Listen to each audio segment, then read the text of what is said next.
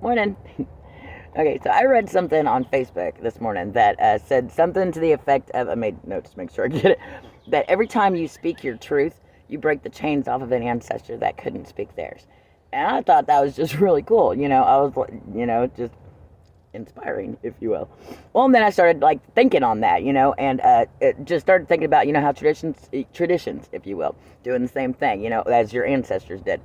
Traditions can keep you stuck, guys. It can teach you behaviors that really you shouldn't be having, just simply because your ancestors were doing it, or your parents, grandparents, for the closer ancestors, if you will, that aren't necessarily the right thing to do. But you really don't know any different. 44. Holy shit. But you do it anyway, even though your gut's kind of telling you you shouldn't be doing it, but, you do it anyway because, that's the way your ancestors did it. And, especially when you come from like an affluent family or something, it can be really hard to break those chains. But it also, it led me into how that's kind of a lack mindset also, or an egotistical mindset even, because it's like those traditions can make you think that that's the only way you can do it, 111.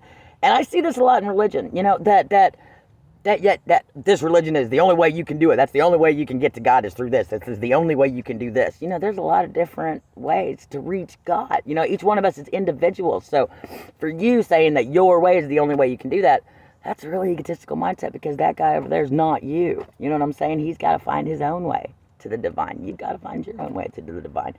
And those traditions, like I said, that's a lack mindset lacking in everybody else. Very egotistical. My way is the right way. 144. Stay true to you guys. I love y'all. Have a wonderful rest of your day.